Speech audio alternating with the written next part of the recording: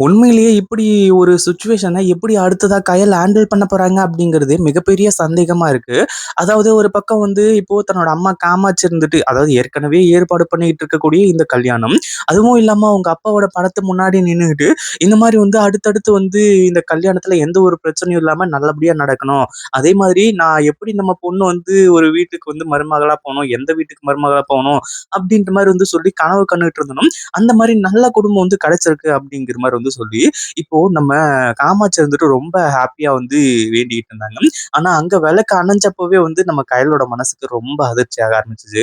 ஆனா அதையும் தாண்டி இப்போ ஒரு சில விஷயங்கள்லாம் என்ன நடக்குது அப்படின்னு பார்த்தீங்கன்னா, இங்க நம்ம கயல் இருந்துட்டு அவ்ளோ தைரியமா சொல்றாங்க. இந்த மாரி எது வந்தாலும் பார்த்துக்கலாம். நீங்க பொறுமையா இருங்கம்மா அப்படிங்கிற மாரி வந்து சொல்லி, ஆனா அடுத்ததா இப்படி இந்த பாலுவோட அண்ணன் இங்க மாஸ் என்ட்ரி குடுத்து, கடைசியில இப்படிப்பட்ட விஷயங்கள சொல்லுவாரு அப்படின்னு கொஞ்சம் கூட எதிர்பார்க்கவே இல்ல. அதாவது உண்மையிலேயே ஆனந்தியோட மனசுக்குள்ள என்ன இருக்கு, ஏது இருக்கு அப்படிங்கிற விஷயம் எல்லாமே நம்ம கயலுக்கு தெரிஞ்சு போச்சு. அதே மாரி இப்ப சம்மந்தம் பேசுறதுக்காக பாலுவோட அண்ணன் இங்க என்ட்ரி குடுப்பாரு அப்படின்னு உண்மையிலேயே எதிர்பார்க்கவே இல்ல. இங்க தான் மிகப்பெரிய குழப்பமும், மிகப்பெரிய அதிர்ச்சியான சம்பவங்களும் நடக்க போகுது. ஏன்னா, இப்போ பாலுக்கு சப்போர்ட் பண்ணி கண்டிப்பா வந்து இங்க இந்த தனம் வந்து நிப்பாங்க. அதுல எந்த ஒரு சந்தேகமும் கிடையாது. அதே மாதிரி நம்ம காமாட்சிக்கு என்ன ஒரு பிரச்சனை அப்படின்னா, ஏற்கனவே வந்து கல்யாண ஏற்பாடுகள் நடந்துட்டு இருக்கு. அப்படி இருக்கும்போது வந்து இந்த கல்யாணத்த நிறுத்திட்டு எப்படி இது சாத்தியமாகும்? அவ லவ் பண்ணிட்டா அப்படிங்கிறதுக்காக இதெல்லாம் வந்து பண்ண முடியாது அப்படிங்கிற மாரி சொல்றாங்க. ஆனா கயல் இப்போ மிகப்பெரிய அதிர்ச்சியில இருக்கிறது மட்டும் இல்லாம, இத எப்படி ஃபேஸ் பண்றது? எப்படி இத முடிக்கிறது அப்படின்னு சொல்லிட்டு வந்து தெரியாம இருந்துட்டு இருக்காங்க. அடுத்ததா கயல் இருந்துட்டு இந்த ஆனந்திய வந்து கூப்பிட்டு விஷயத்த வந்து விசாரிக்கிறாங்க.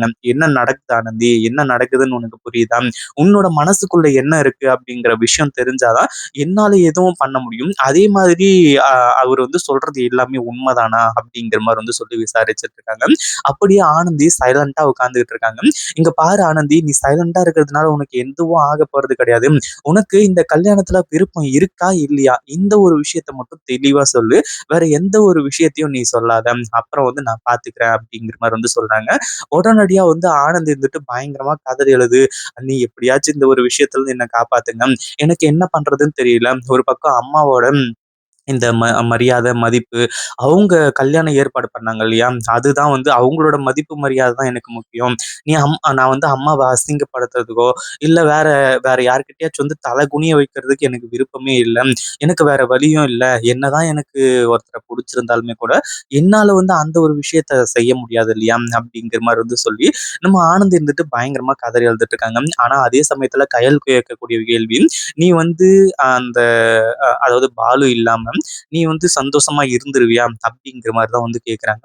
இதுக்கு தான் நம்ம ஆனந்த் இருந்துட்டு, இப்போ பதில் சொல்லியே ஆகணும். வேற வழியே கிடையாது. எனக்கு பாலுவ ரொம்ப பிடிக்கும் அப்படிங்கிற மாரி சொல்லிட்டாங்க அப்படின்னா பிரச்சனையே கிடையாது. ஆனா ஆனந்தி வந்து அந்த மாரி ஒரு விஷயத்த தான் சொல்றாங்க. உண்மையிலேயே ரொம்ப நல்ல விஷயம். அந்த ஒரு விஷயம் சொன்னதுக்கு அப்புறமா கயல் கண்டிப்பா வந்து தன்னோட அம்மாவா இருந்தாலுமே இதை எதிர்த்து நிற்பாங்க.